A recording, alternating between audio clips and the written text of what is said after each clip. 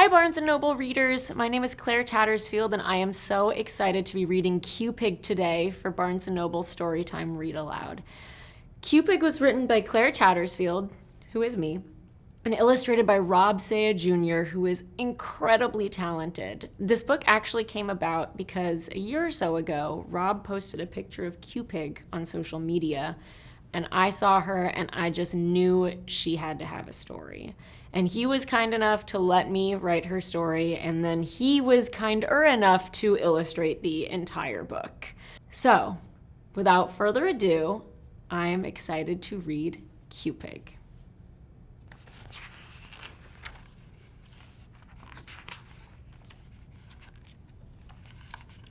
Cupig loved love. She loved love more than butterflies loved the sky above. Every year on her favorite holiday, which coincidentally was Valentine's Day, she enjoyed spreading love and cheer to every creature far and near. But when the weather got rather iffy, aiming well was rather tricky.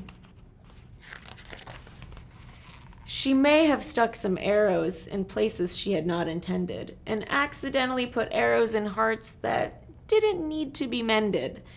Cupig, the great lover of love, may have made some mistakes.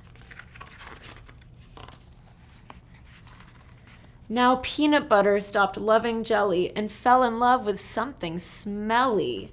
Anchovies have joined the picture to make a most disgusting mixture.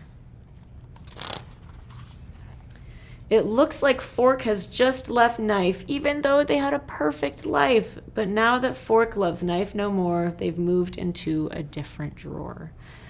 Rob thought of all the speech bubbles that the characters all say. They're all very punny. So this one has the Knife saying, "Hey, cut it out."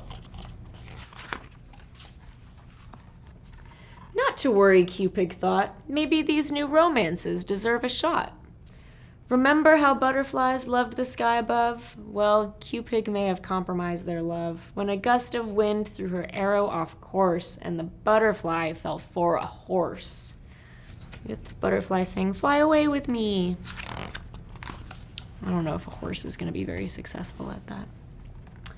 Salt and Pepper always got along just fine. Together they made any meal divine. But when a stray arrow changed direction, Pepper was no longer the object of Salt's affection. Got Pepper saying, "Love stinks." Cupid kept on despite the wind and the spray, for what else could she do on Valentine's Day? Needle and Thread had been a great team. Now they're falling apart at the seams. Poor Thread just wants Needle back since Needle left her for a haystack. Needle saying, "You make me so happy." Dog and Bone are in a fight. Now Dog won't even take a bite of what was once her beloved Bone since Dog fell for a xylophone? The Bone saying, "I don't dig this." Paper has always loved Pen so, but Pen was forced to let him go when Paper made the most unusual pair and fell in love with a polar bear. This storm may have caused a mess, Cupig thoughtfully assessed. We have the polar bear saying, "You're cool," and the poor Pen writing, "I'll never let go."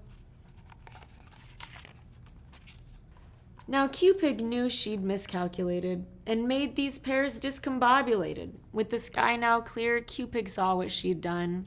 This Valentine's Day, love had not won. Things hadn't exactly gone as expected, and so Cupig sat back and reflected.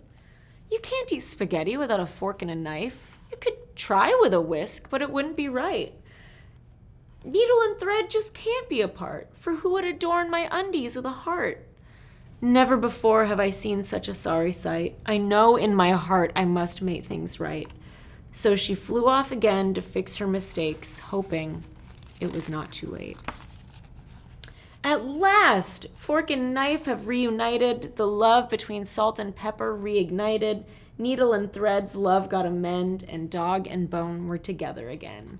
Paper and Pen were together once more, the love between them stronger than before. Peanut butter was back to loving jelly the most. We can all agree peanut butter and anchovies was really, really gross. Cupig really, really loved love, just as butterflies again loved the sky above. And so she stowed her arrows away until the next Valentine's Day. Cupig, thinking of her recent missteps, had no choice but to accept sometimes she should just take a day off. All right, readers, that is Cupig. I hope you enjoyed hearing me read it aloud. If you want your own copy, just head on down to your local Barnes & Noble or to bn.com. Thanks for listening.